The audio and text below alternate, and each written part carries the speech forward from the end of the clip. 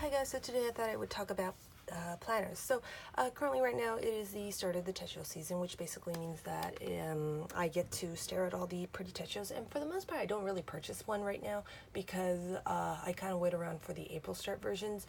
But I do look around, and then I actually look up online whether they will have an April start, and when it's pretty much a big no, then I just kind of give up and purchase one anyway. So I thought I would talk a little bit about the stuff that I purchased right now. So currently right now my planner is this one right here, which I actually haven't introduced in the channel. This is a Nolte U365. I actually like it a lot. Unfortunately, it is big. It does need a separate place for itself instead of it can get tossed in any crevice of my bag. So this needs to leave me, unfortunately. I would probably like to get back to this in the future when I do have a lot more time, but for this particular year, I'm just not going to use this, unfortunately. Well, in 2019, I'm not going to use it, but I thought I would talk a little bit about this. So the Nolte U365 is a page a day. And it's a little bit different from the Hobonichi, and I thought I would explain those parts because, you know, a lot of people were like, the Hobonichi is a page a day, why can't you use that? So, with that being said, here's a yearly plan. The Nolte U365 gives you a general yearly plan where you can just kind of write down your goals, I guess.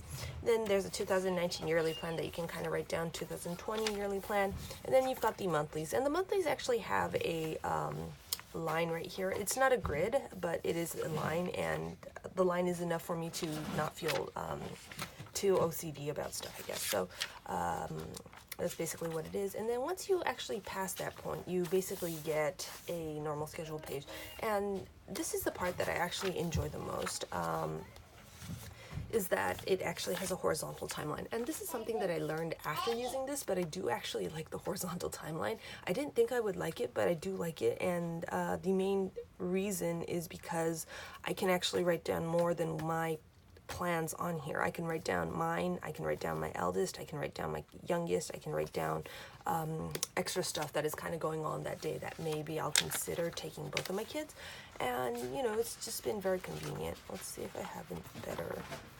I've been on and off about using this, however, like, I was on vacation and, you know, my kids were at school and whatnot, so I haven't really been using it. But for example, like, this is basically what it looks like, where it's like the top part is my schedule, and then this part, it says kindergarten, so it's my eldest, and then my youngest kind of has it, and then since it's all at the same time, I do have to set my priorities on something. And, you know, my eldest is in kindergarten, so I don't really have to worry about that, but when there's two schedules that kind of crash into each other, then I have to put my priorities. But it's a lot easier to visualize which one I should be doing. I mean, like, should I spend more time for myself, like, because, you know, self-care kind of thing, or should I just take my kid to an event because, you know, there's nothing else to do that particular day for this kid. So it's definitely a very interesting way to just sort a lot of things out. So it has been useful in terms of the horizontal timeline. And then on the bottom part right here, it is a dot grid, so it's not blatantly obvious, I guess. It's just, I like the dot grid, so yeah, it's been nice, I guess.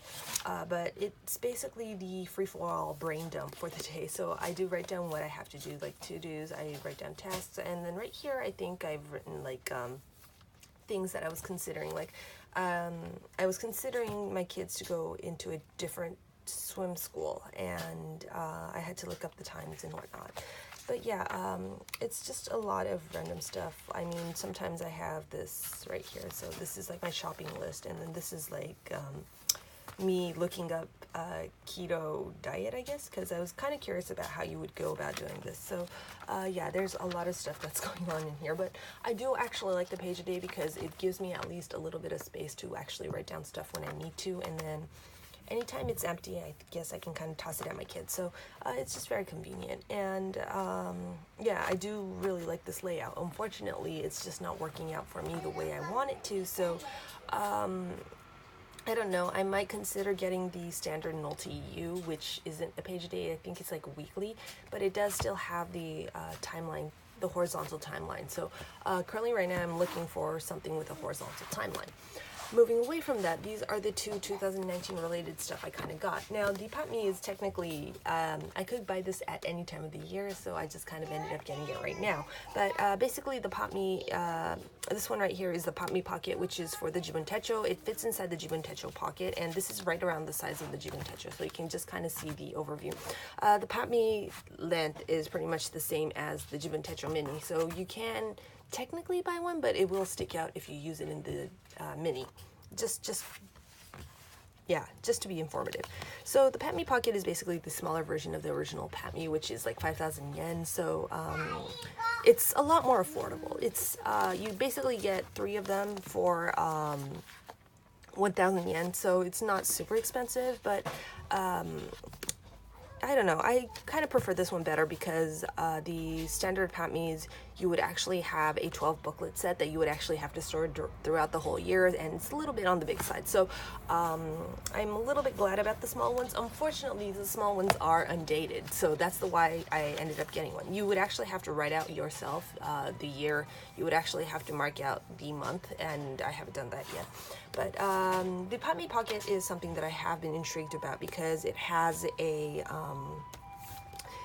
timeline. It is vertical, which I have slowly started to despise for the time being because it's just really hard to navigate this with 2 kids. But here's a vertical, and then we've got the vertical just going lower and lower and lower. And this is the problem I have with it, is that the timeline, it doesn't start at the same spot. So like if I wanted to write something at 8 o'clock, I would actually have to look for the number instead of just kind of going, oh yeah, 8's somewhere around here. I would just have to keep looking for the 8. So it does irritate me in terms of that, but overall it's very easy to use, I guess. And then right here on the bottom part is the monthly calendar, where you can just kind of write down the highlights of the day, and it's just so much easier for you to look at it and go like, okay, yeah, so my kid is having his sports day right here, and then you're just like, you can just kind of open it and then you can see the timeline. I haven't written down what time it is because I haven't received it yet, but I know that it is an important day that I shouldn't really plan anything else. And then right here, this is like a field trip, so you just have to kind of figure out how you kind of want to use it. But I think it's kind of useful when you just want to take a look at it and see what plans you have, like the major plans. Like, on occasions the kids kind of go like, can I go and play at somebody's house? So you just have to kind of open it, look at your schedule, and be like, okay, yeah, feel free and whatnot. So yeah, it's just a perfect way for doing that, I guess. So this is the Pat Me Pocket, which I do actually like a lot. The last thing I got, well, this is like the only decent Techo that I got for 2019, and this is the Jyoge Vertical, I think that's what it's called, by United Bees. United Bees makes a lot of interesting planners, and unfortunately, for the most part, they don't really have an April start, and I think I've actually used a United Bees one in my past, like back when I was in college, perhaps. But they do have a very interesting layout, and I thought I would talk about it. So, it is the size of a standard Jibun Techo, I think, and it is relatively on the thin side, I guess. It's a little bit, it's not super light, but at least it would fit in the crevice of my bag because it is so thin. So I don't have an issue with what I had with the Multi U365. With that being said, basically, because there is an extra few months, before the new year, they put this year, 2018, October to December in a separate bag. So once you finish using this, you can just kind of throw it out, and then you can just use it a little bit thinner, I guess. So this is the type of Techo that I've kind of been looking for, because as I said, I do want to have something where I can actually see the monthly and the weekly at the same time, and that's the primary reason why I got the Pat Me. But I wasn't sure if the Pat Me was worth spending 1,000 yen every 3 months, I guess, because it only comes in a set of 3, and if for the whole year it would be about 4,000 yen, which means that I might as well just pay the extra 1,000 yen to get the original one. But because I don't want to, I want to see if I can actually work this one out. So this particular one right here, the United Bees one is very interesting. So it basically, first off, has the yearly right here, where you can just kind of write down, you can kind of record down stuff if you wanted to, or just make a broad general idea of when you're going where. And then they do have a list, and they have a lot of this list, so you'll follow me up on this. But basically right here on this particular list, I'm just writing down stuff I want to do in 2019. I want to take my youngest to Kidzania where he can actually enjoy it. He has been tagging along to see his brother at it, but he hasn't actually been there to enjoy it himself, so that's something I want him to do. I want to learn how to read German decently enough without a dictionary. And, you know, it's just a lot of these dream goals, I guess, which, you know, a lot of these planners are doing. I actually considered the Sitta planner really quickly.